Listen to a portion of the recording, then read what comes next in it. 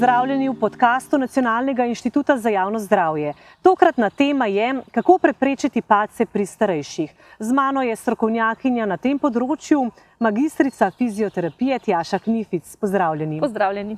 Ko slišimo, da je nekdo padel, ponavadi ne pomislimo, da je to lahko kaj posebnega, pa vendar so padci pri starejših kar nevaren in tudi pogost zaplet. Kaj so najpogostejši razlogi za padce? Ja, več razlogov poznamo, največkrat je pa razlog za padec ravno hkratno delovanje večjih razlogov, zlasti pa neustrezna telesna pripravljenost oziroma telesna nedejavnost pri starejših, pa tudi sočasno delovanje večjih zdravil hkrati, vkolikor pač gre za kronične bolnike. Nekatera zdravila namreč povzročajo lahko omotico. Seveda pa lahko tudi morda malo bolj nevarno domače okolje z vidika preprog, mogoče kakšnih ovir na tleh in še mnogi drugi. Kakšne so pa lahko posledice padcev? Posledice padcev so lahko zelo različne. Največkrat slišimo, da gre za kakšen zlom kosti, predvsem kolka, poškodbe glave. Seveda pa so tudi že manjši zvini ali pa mogoče samo tudi, bom rekla, ne čisto definiran padec ali pa izid padca lahko dovolj, da starejše osebe postane strah, na splošno gibanja, se izogibajo tudi, bom rekla, vključevanju v dnevne aktivnosti.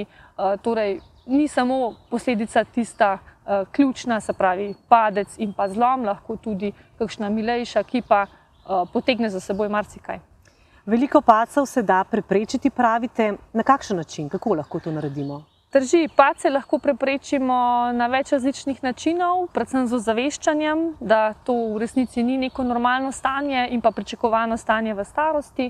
Največkrat se teh dejavnikov tveganja lotimo strani, kaj je morda najhitreje vidno, ki je napredek najhitreje viden, zato vedno priporočamo najprej redno telesno dejavnost starejšim odraslim, vključevanje res te multikomponentne vadbe, kot jo imenujemo, torej različnih oblik vadbe, od mišične moči, ravnotežja, koordinacije, gibljivosti v vsak dan. Vsekakor pa se tudi na področju gibal to najhitreje opazi, ta napredek in pa tudi sigurnost pri gibanju.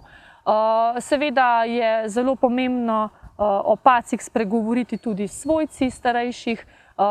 Opažamo, da so padci v Sloveniji še vedno tabu, predvsem z vidika torej nesamostojnosti v neki pozni starosti in pa odvisnosti od drugih, tako da v bistvu vsekakor se splača nasloviti padec, sploh pa tudi vse, bom rekla, vse trenutke pred tem, da do le-tega ne pride. Kolikokrat na dan ali na teden in kakšne vaje naj bi starejši izvajali? Ja, priporoča se redna telesna dejavnost, splošna, se pravi aktiven življenjski slog. Za neko, bom rekla, bolj učinkovitejši napredek in pa tudi opazen napredek pa si priporoča vsaj 3-krat tedensko vadba, torej za preprečevanje padcev, kot je na primer vadbeceda, kjer nekako vključujemo vse različne oblike vadbe, kot sem prej omenila, že mišična moč, ravnotežje in pa gibljivost. Se pa priporoča torej poleg izvajanja vaj za izboljšanje mišične moči in ravnotežja tudi na primer redna hoja ali pa katerekoli druge aktivnosti, na primer kolesarjenje, če so zmožni tudi še tek. Vsekakor pa spodbujamo, da vsak gib šteje. Ali priporočate starejšim, da te vaje izvajajo sami ali v skupini? Ja, z vidika, bom rekla, motivacije je morda vedno potrebno se vprašati, kaj nam najbolj odgovarja, se pravi, ali smo bolj tip osebe, ki nam paše, da se družimo med vadbo, ali raje to izvajamo sami. Vemo pa iz raziskav, da se nekako vadbena motivacija poveča pri vajah, se pravi pri izvajanju vaj v skupini. Tudi načeloma, bom rekla, se zadrži daljši učinek vadbe, vkolikor izvajamo strokovno vodeno vadbo. Seveda pa to ni ovira, kakršnokoli gibanje je boljše kot nikakršno. Pa pokaživa nekaj vaj. Recimo tole, tandenska stoja na trdi podlagi. Ja, drži. Kot sem prej omenila, je pomembno, da izvajamo vaje za ravnotežje. Ena izmed oblik je, da stopimo eno stopalo pred drugo. Poskušamo najprej zadržati ta položaj, za marsikaterega je lahko že položaj sam zahteven ravnotežno. Če bi imeli pri tem težave, lahko malo razpremo stopalo, razširimo korak. toliko, da se počutimo varne. Lahko pa seveda nadgradimo to vajo, kjer roke prekrižamo na prsnem košu in poskušamo zreti v neko točko pred seboj. Če želimo še malo bolj izziva pri tej vadbi, če želimo bolj, se pravi, se otežiti vadbo, pa lahko nagnemo uho proti rami na eno in drugo stran, vmes poskušamo zadržati položaj ali pa morda spremenimo pogled v levo in desno. Vse to so nadgradnje, ki povzročijo kakšno spremembo več in občutke, da se intenzivnost vadbe dvigne.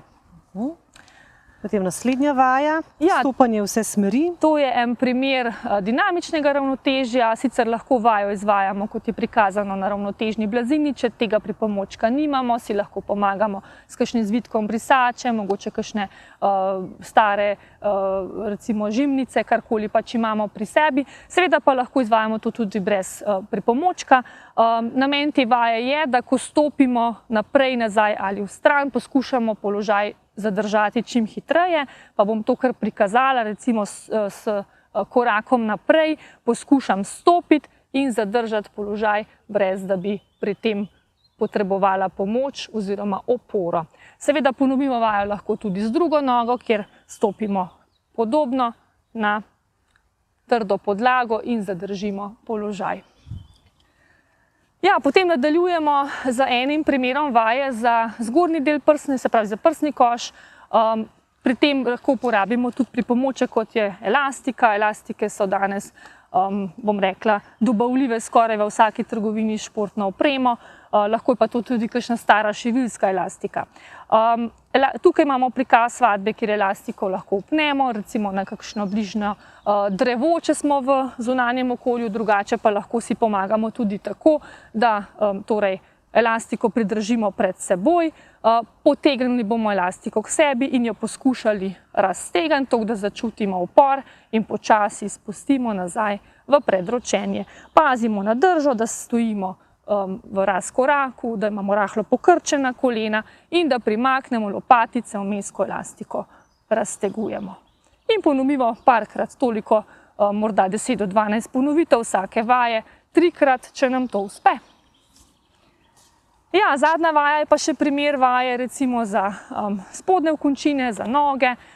Torej, prej smo že se pogovarjali, da je pomembno, da so pač noge močne, da lahko zadržimo tudi ravnotežni položaj. V tem primeru lahko naredimo vajo v razkoraku, reče se zibi v izpadu, prilagodimo širino glede na naše ravnotežne zmožnosti, če potrebujemo oporo, se primemo najbližje opore in poskušamo v bistvu spustiti težišče, da približamo koleno tlem.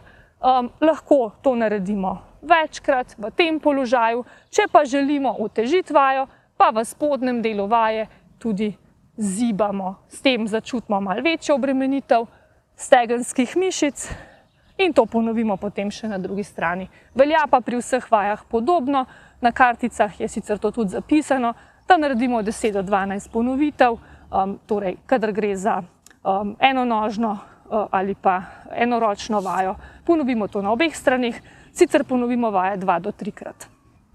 Torej vse to so vaje, ki jih lahko starejši izvajajo, da bi preprečili padce. Koliko časa pa jih morajo izvajati, da bi se pokazali prvi učinki?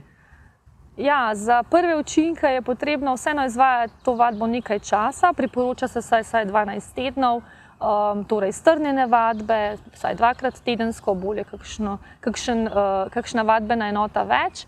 Vsekakor pa to ni potrebno izvajati v tem tempu celo življenje, se pravi, da se pa pokaže učinki pa definitivno. Kot sem pa prej že omenila, je pa zelo priporočljivo, da se prakticira ta aktiven življenjski slog, kjer pa neke učinke vadbe lahko tudi dlje časa zadržimo. Kdaj pa naj starejši obiščejo zdravnika zaradi težav s padci? Ja, vsekakor vsakič po padcu, tudi če ta ni bil, bom rekla, s posledicami, se pravi, da se oseba pri tem ni poškodovala. Obstajajo 3 taka zelo enostavna vprašanja, na katere lahko starejši tudi sami odgovorijo ali pa jih o teh težavah povprašajo tudi svojci. Gre za vprašanje, torej, kako pogosto oziroma ali ste v zadnjem letu padli, če oseba odgovori na vprašanje z da ali ne. Se pravi, če je oseba že padla, potem priporočljivo, da se o tem posvetujete z osebnim zdravnikom. Če je osebo strah padca, se pravi, da ima mogoče neko izkušnjo ali pa se boji posledic padca, tudi v tem primeru je, če je odgovor da, priporočljivo posvetovanje z strokovnjakom in pa ne nazadnje tudi, kako se počuti pri stoji hoji, če je nestabilna, se vsekakor priporoča, to je dejavnik tveganja, ta nestabilnost pri gibanju, tako da to so taka ključna 3 vprašanja. Vsekakor pa danes vemo, da o padcih se premalo govori, se pravi, se jih premalo naslavlja in da tudi starejši radi zamolčijo kak padec, morda se ga tudi ne spomnijo, kadar je problem demenca, tako da vsekakor je potrebno starejše o padcih tudi povprašati. Pa to apeliramo tudi na zdravstvene strokovnjake, ne samo svojce in pa ostale. Treba je spomniti, da se v okviru patronažnega zdravstvenega varstva od leta 2021 na domu izvaja nadgrajena preventivna obravnava v patronažnem varstvu, vključno s preventivno obravnavo starejše osebe. Kaj ta vključuje? Ja, preventivna obravnava starejše osebe je v resnici ena malo bolj kompleksna obravnava, do katere so upravičeni vsi starejši, se pravi, ki še živijo na domu, starejši od 65 let. Vključuje marsikatero presejanje za veliko geriatričnih sindromov, od padcev, kot so že omenili, pa seveda tudi različne kronične bolezni, demenca, depresija in ostale. Se pravi, starejša oseba je upravičena do tega pregleda nekajkrat letno, odvisno od problematike. Se pa patronažna medicinska sestra na domu z osebo pogovori o morebitnih težavah, potem pa tudi lahko odredi nadaljnje napotovanje na kakšne druge preiskave, če je to potrebno. Se pravi, ta obravnava izvaja torej tudi v lokalni skupnosti, to pomeni ne samo na domu. Če so starejši pozorni na kakšne dogodke, dneve zdravja, bodo lahko tam tudi, bom rekla, povpraševali svojo patronažno medicinsko sestro za njihovo okolje in morda izvejo še kaj več na to temo. Hvala za vse vaše nasvete in seveda tudi za vaje. Hvala za povabilo. Vam pa hvala, da ste naju spremljali in lahko rečemo vsem, zdaj pa veselo na delo.